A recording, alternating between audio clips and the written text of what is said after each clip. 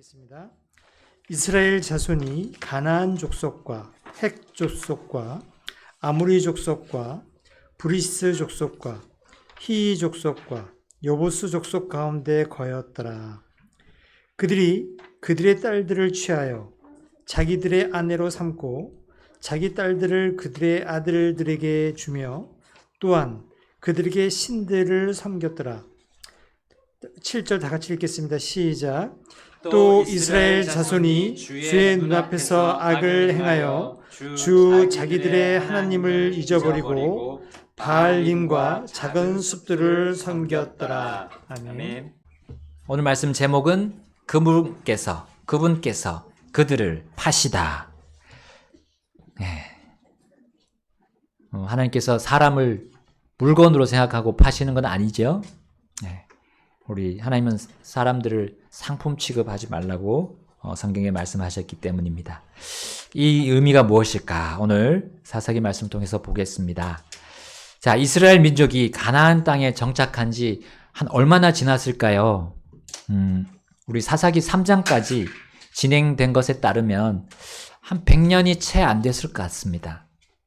한 세대를 우리가 30년 정도 보고 있습니다. 그러면 이제 여호수아와 갈렙은 자신들의 다음 세대와 함께 거기 가나안 땅에 들어왔죠. 그리고 그 세대는 이제 정복 전쟁으로 거의 한 시대를 살았습니다. 그리고 이제 그들의 다음 세대가 어떤 세대였냐? 우리 지난 시간에 본 것처럼 주를 알지 못하는 세대라 했어요. 주를 알지 못하는 세대.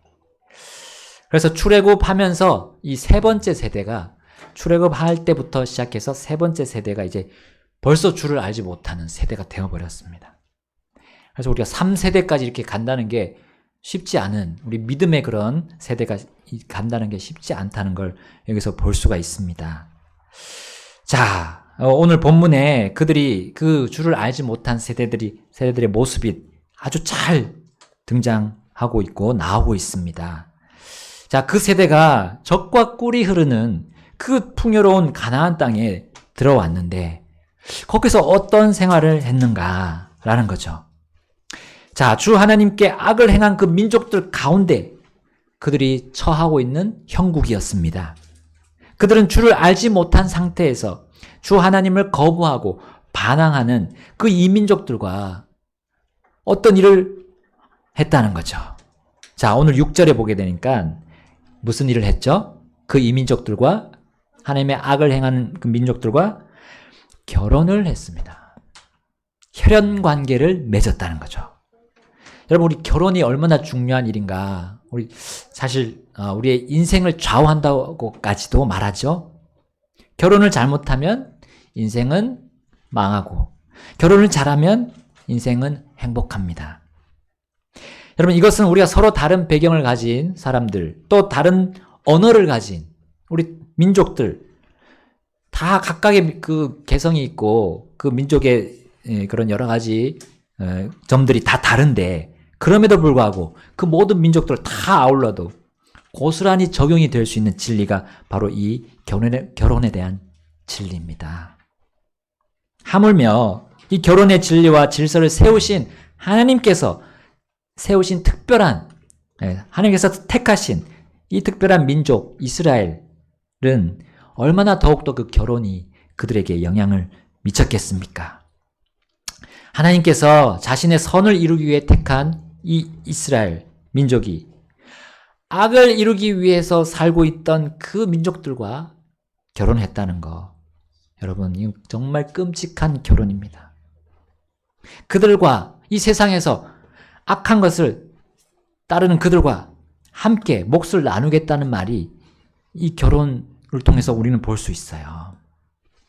그 결혼은 하나님께서 나의 삶을 주관하지 마십시오 하는 것과 같은 선택이었습니다.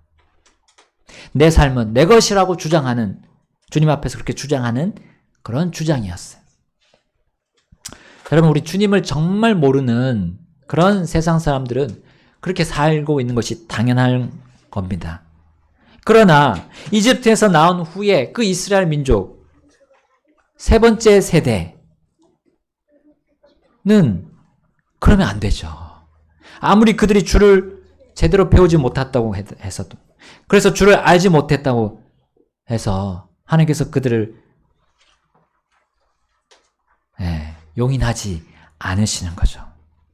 그들의 선택은, 그들이 사실상 영적으로는 하나님과 결혼한 상태이기 때문에 이 이민족들과 선택한 것은 간음이고 간통인 거죠. 결국 그들의 결혼 생활은 그들이 하나님을 잊어버리는 결과로 이어지고 말았습니다.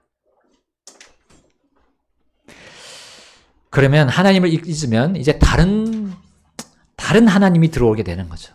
다른 신들을 섬기도록 부채질하는 것이, 그럼 우리 주를 떠나서 사는 사람들과 결혼하는 것입니다. 주를 떠난 민족들의 신들은 그 이름이 여기 나온 것처럼 7절에 나온 것처럼 바알림이라고 했습니다. 바알림. 우리 바알은 많이 들어보셨죠? 바알. 근데 바알림은 이 바알의 복수형입니다. 복수형. 우리 바알은 주라는 뜻입니다. 주인. 근데 이 바알림은 주들이죠. 복수형입니다. 바알은 주 하나님 자리에 앉힌 다른 주님을 의미하는 겁니다. 그러므로 하나님 외에 섬기는 그 모든 것들이 바알림이라고 할 수 있겠습니다. 내가 주님보다, 그리고 주님의 진리나 주님의 뜻과 계획보다 사랑하고 애착을 가지는 그 모든 것이 바알림이라고 할 수 있습니다. 그게 전체적으로 말하면 우상이죠. 그렇습니다. 우상. 바알림은 저주받은 하나님께서 저주하시는 우상들입니다. 심지어 이 이스라엘은 바알림과 함께 작은 숲을 섬겼다 했어요. 작은 숲. 자, 우리 어떤 자매님하고 또 이 작은 숲에 대해서 같이 또 나눴었는데, 지난 주간에. 이 작은 숲은 최초로 아브라함, 이스라엘 자손의 조상인 아브라함이 주의 이름을 부르면서 경배하기 위해 만든 것이었어요. 그러니까 그게 문제가 되지 않아요. 작은 숲 자체는 문제가 되지 않습니다. 자, 창세기 21장 33절에 이렇게 나옵니다. 아브라함은 브엘세바에 작은 숲을 심고 거기에서 주, 곧 영존하시는 하나님의 이름을 불렀더라 했습니다. 주님께 경배드리기 위해서 작은 숲을 심었던 그 아브라함이었죠. 그러나 이 이스라엘은 그 작은 숲들을 아브라함처럼 그렇게 심은 후에 거기다가 하나님이 아닌, 주님이 아닌, 정말 참 주님이 아닌 다른 주들을 거기다가 가지고 들어왔던 겁니다. 작은 숲에서 주님을 생각하고 정말 주님이 주신 말씀을 묵상하는 그러면서 주님의 이름을 부르는 것이 아니라 바알림의 이름들을 부르면서 그것에게 경배하고 그것에게서 뭘 달라고 요구했던 거예요. 여러분, 그들의 모든 필요를 아시는 분이 주 하나님이신데, 여러분, 그들은 이 진리, 이 사실을 거부하고 말았습니다. 그래서 자신들이 편한 대로 편한 이름을 불러대는 거죠. 거기서 세상과 사람들이 사랑하는 그런 이름들을 부른 겁니다. 우리 신약성경 요한일서 2장 15절에 이렇게 나옵니다. 세상이나 세상 안에 있는 것들을 사랑하지 말라. 누구든지 세상을 사랑하면 그의 안에 아버지의 사랑이 없느니라. 여러분, 우리는 로마서 말씀을 통해서 하나님이 우리를, 그 자녀를 얼마나 사랑하시는지, 그 누구도 그 하나님 아버지의 사랑에서 그들을 빼앗지 못한다 약속해 주셨어요. 그럼에도 불구하고 그것을 잊어버리고 거기서 떠나버리면 그 아버지의 사랑이 그들 속에 없는 상태가 되어버리는 겁니다. 이것은 아버지 그 하나님께 근심뿐만 아니라 분노를 일으키는 거죠. 정말 그들을 사랑하고 아끼는 아버지라면 그들이 잘못되어 나가는데 분노하지 않겠습니까? 그래서 하나님은 그들을 향해서 그 분노를 표출하며 그들을 징계하셨어요. 우리 오늘 본문 3장 8절에 그 징계의 방법이 이와 같았습니다. 우리 함께 읽겠습니다. 8절 시작. 그러므로 주의 분노가 이스라엘을 향해 맹렬히 타올라 그분께서 그들을 메소포타미아 왕 구산 리사다임의 손에 파셨으니 이스라엘 자손이 구산 리사다임을 8년 동안 섬겼더라. 자, 여기 메소포타미아라는 지역이 나옵니다. 메소포타미아 지역이 어디에 있습니까? 어떤 강에 있습니까? 강, 아주 유명한 강, 예? 예, 유프라테스 강, 예, 맞습니다. 유프라테스 강, 티그리스 강, 거기 있는 부분이 메소포타미아 지역입니다. 특별히 우리 이스라엘 민족의 조상인 아브라함의 고향이 어디죠? 갈대아 우르죠. 예. 거기가 메소포타미아 지역이었습니다. 그러니까 가나안 땅에서 멀잖아요. 먼 지역임에도 불구하고 거기에 있는 왕이 가나안 땅에 있는 이스라엘에게까지 와가지고 침입해가지고 공격해서 그들을 종으로 삼았다는 거죠. 거리에 상관없이 하나님은 이스라엘을 징계하시려고 멀리서 그 왕을 구산 리사다임이라는 그 왕을 움직이셨어요. 그런데 그때 주께서 그들을 징계하실 때 쓴 표현을 보십시오. 그들을 메소포타미아 왕 구산 리사다임의 손에 파셨으니 했어요. 파셨다. 마치 물건을 파는 것처럼 파셨다 하고 표현이 되어 있습니다. 하나님께서 자신의 민족을 다른 민족에게 종으로 내어주셨다는 거죠. 하나님께서 직접 선택하고 정말 사랑하는 그 민족을 다른 민족에게 노예로 파신 거예요. 하나님의 분노가 얼마나 컸으면 그렇게 하셨을까요? 우리는 하나님의 분노가 얼마나 크고 우리에게 중한지 충분히 짐작해 볼 수 있습니다. 그렇게 파신 기간이 8년이라고 했어요. 8년. 10년이 지나면 뭐가 변한다고 하죠? 강산이 변한다 했습니다. 강과 산이 변한다. 그만큼 많은 일들이 벌어지고 사람들의 그 인생이 정말 아주 긴 인생인데 그들이 그 긴 기간 동안 많은 고통을 당했던 겁니다. 주님의 이름을 불러야 할 작은 숲에서 그들은 바알림의 이름들을 부른 그 대가를 이렇게 받아야 했습니다. 얼마나 비참한 시절을 그들이 보냈을까요? 특별히 오늘 여기 파셨다는 말에 대비해서 또 비교해서 로마서에 있는 말씀을 잠깐 보고자 합니다. 로마서에서 바울이 성령의 인도하심에 순종하지 않고 육신을 택하는 사람을 어떻게 표현했는지 우리 로마서 7장 14절이 이렇게 말하고 있습니다. 로마서 7장 14절 한번 가서 보겠습니다.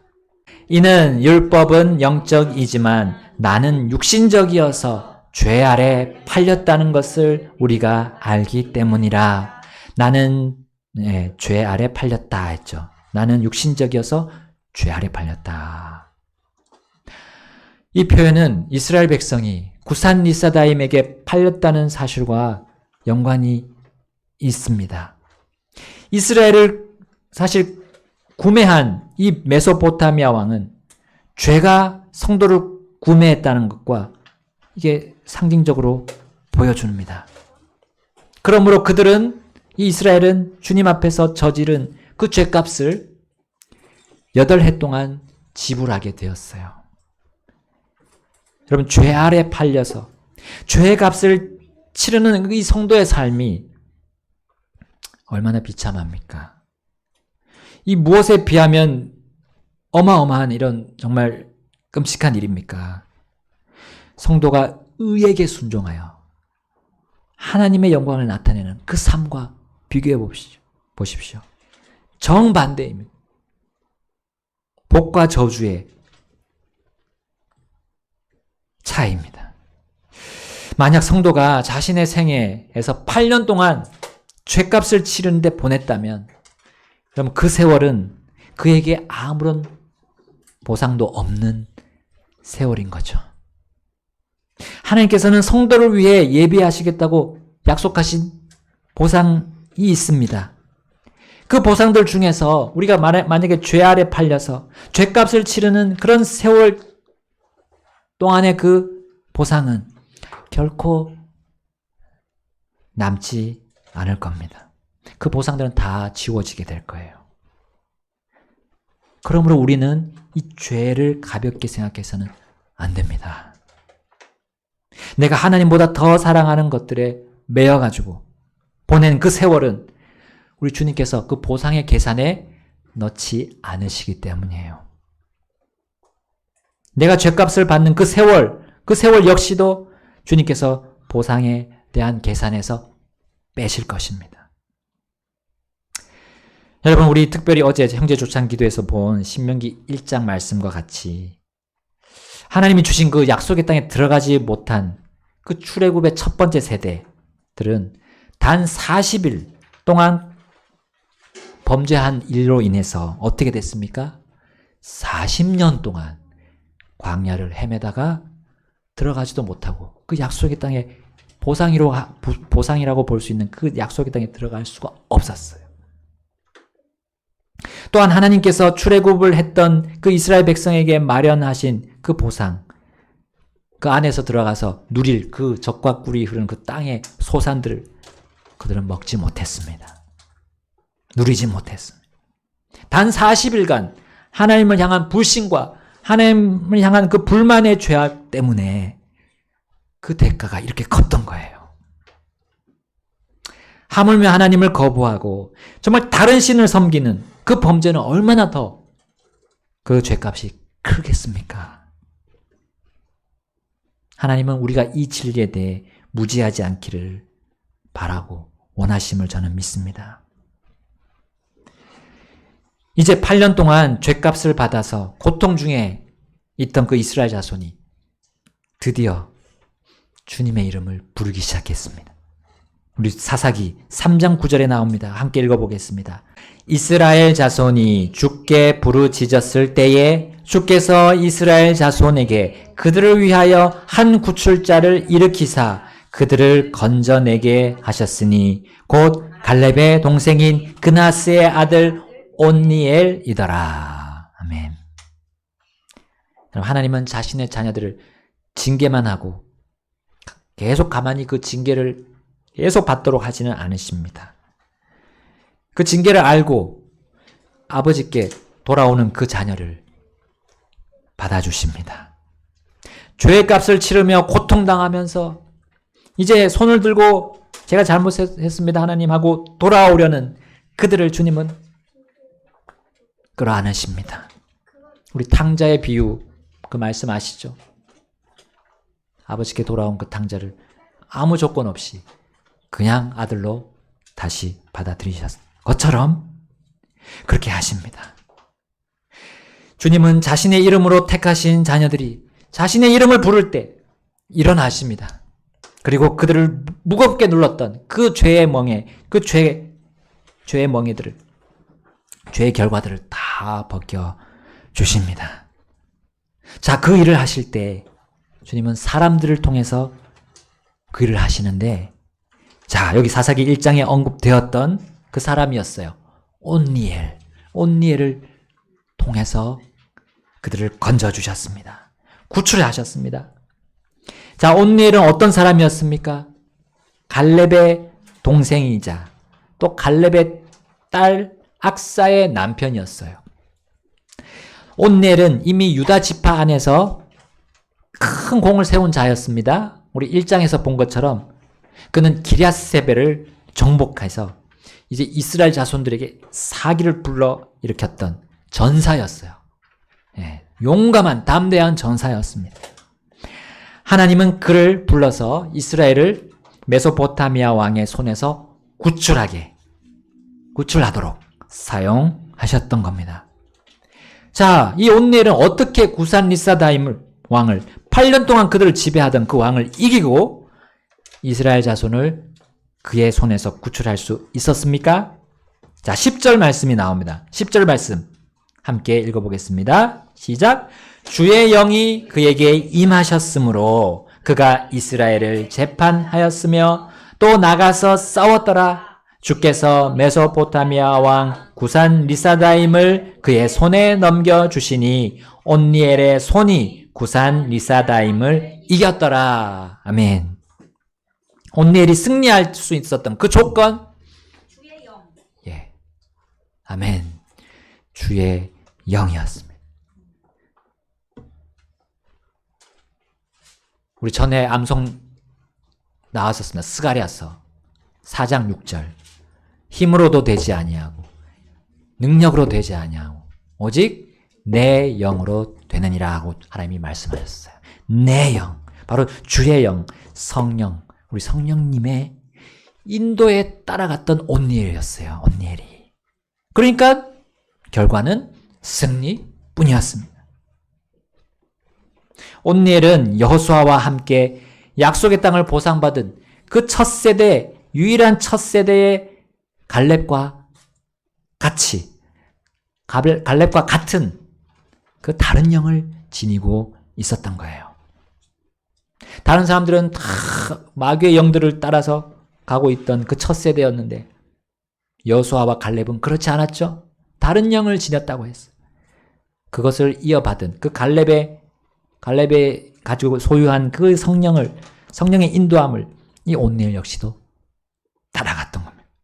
그리고 8년 동안이나 억눌려 있었던 이스라엘 자손을 구출했을 뿐만 아니라 이제 이스라엘에게 더 큰 또 유익을, 따라오는 유익을 안겨주었습니다. 11절 말씀 우리 함께 읽어보겠습니다. 11절 시작. 그 땅에 40년 동안 안식이 있었더라. 또 그나스의 아들 온니엘이 죽었더라. 아멘. 8년 동안 끔찍한 그 삶을 청산하고 그보다 훨씬 더 긴 40년 동안에 완전히 반대의 일이 이스라엘 안에 있었어요. 바로 안식이었습니다. 안식.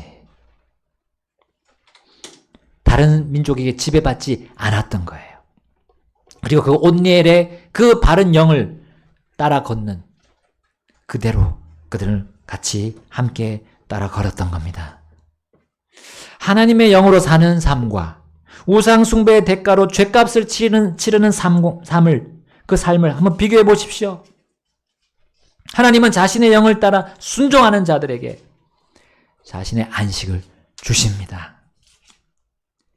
여러분, 안식이라고 해서 이 세상이 또 나의 삶이 마치 천국의 그 삶과 같이 변한다고 생각하면 오산입니다. 여러분, 그 안식은 무엇입니까? 어떤 의미가 있습니까? 우리가 이 땅을 살아갈 때 우리는 모두가 공통의 고난을 우리는 뿌리칠 수 없어요. 그 공통적으로 받는 우리 고난들이 옵니다. 그러나 그 가운데서도 주님을 향한 소망과 주님이 주시는 그 기쁨을 잃지 않는 것이 이 땅에서 받는 안식이라고 말할 수 있습니다. 주님의 영이, 그 영이 우리의 삶을 주관하심에 우리 자신을 내어 드립시다. 왜냐하면 하나님이 외에 하나님을 거부하고 하나님을 대적하는 그런 모든 것들이 이 세상에서, 우리가 이 세상 삶을 살 때 계속해서 우리 안에 들어오려고 합니다. 우리 가정에 자리 잡으려고 합니다. 나 자신을 지배하려고 합니다. 나 자신의 시간을 다 빼앗으려고 합니다. 금을 주고도 살 수 없는 그 고귀한 게 시간 아닙니까? 그 시간을 빼앗아서 주님과 더 대화하고 교제하고 할 수 있는 그 시간을 다 빼앗아가지고 엉뚱한 일을 하게 하는 것이 이 세상, 그리고 마귀, 그리고 내 안에 있는 그 본성, 육신입니다. 여러분, 그것이 바로 우상 숭배죠. 하나님이 주신 시간을 나의 쾌락, 나의 즐거움을 위해서 다 들여버리는, 그것이 바알림입니다. 바알림. 그걸 가진 채로 주님께 경배드리고 찬송하고 기도하고 하는 것이 바로 바알림과 작은 숲을 섬기는 것이죠. 아브라함 조상이 했던 그 작은 숲 만들어 놓고 주님의 이름이 아니라 내가 원하는 이름, 내가 바라는 이름을 가지고 와서 사는 것이 그런 모습 아닙니까? 이 세상을 사랑하는, 이 세상의 것들을 하나님의 말씀으로 제거해야 될 걸 제거하지 않고 계속 가지고 몰래 그리고 숨겨서 행하는 것. 그것이 바알림과 작은 숲을 섬기는 것입니다. 거기에 대한 분명한 하나님의 분노가 있다고 오늘 우리에게 말씀하셨습니다. 그 분노 받기 전에 우리가 빨리 돌이켜야 돼요. 빨리 돌이켜야 돼요. 이스라엘에게는 계속 기회를 주셨습니다. 이 민족과 함께 하지 말라. 결혼하지 말라. 이미 말씀하셨어요. 그들의 신들을 다 쪼개서 산산조각 내라고. 그것이 그들이 가나안 땅에서 잘 되는 길이었는데도 불구하고 그것에 따르지 않았어요. 거기에 된 결과가 이렇게 멀리 있는 나라에 의해서, 민족에 의해서 짓눌리고 종살이 하는 거 아닙니까? 그러지 않기 위해서 우리는 하나님의 영에게 하나님께서 말씀하신 것 주목하고 우리의 삶을 다시 재정비해야 됩니다. 재정비해야 됩니다. 그 일을 위해서 우리가 주일날 모이고요. 수요일도 모입니다. 계속해서 우리의 삶을 다시 돌아보는 겁니다. 그리고 우리가 성령의 인도하심에 함께 힘써서 지키는 그 일을 하기 위해서 우리 모입니다. 하나님 외에 그 어떤 것, 그 어떤 사람도 우리 나의 마음의 중심에 모시지 맙시다. 그것은 나를 피폐하게 만들고 나 인생을 아무것도 쓸모없이 만들고 거기서 아무런 보상을 받지 못하는 지경에 이를 것입니다. 그리고 다른 사람에게도 그 악한 영향력이, 죄의 영향력이, 죄의 오염이 퍼져나갈 거예요. 그 누룩, 그 작은 누룩 싹 깨끗이 정리하고 치우는 오늘 이 시간 됐으면 좋겠습니다. 오늘 이후 시간 주님께서 우리를 주목하실 것입니다. 오직 주님만이 우리 삶의 중심이 되도록 하나님께서 영으로, 자신의 영으로, 성령님으로 역사하십니다. 이 시간은 우리 여러분 주님 앞으로 나가셔서 우리 각자 나가셔서 내 삶을 돌아보시고 우리 각자의 삶을 돌아보고 주님 앞에 거리낌이 있는 거 다 정리, 제거합시다. 산산조각 냅시다. 그리고 주님만이 그 우리의 그 작은 숲에 주님 생각할 수 있는 그곳에 그 은밀한 곳으로 우리 주님만이 거기 계시도록 합시다. 이 시간 기도하겠습니다. 우리 각자 주님 앞으로 나가셔서 기도하시겠습니다.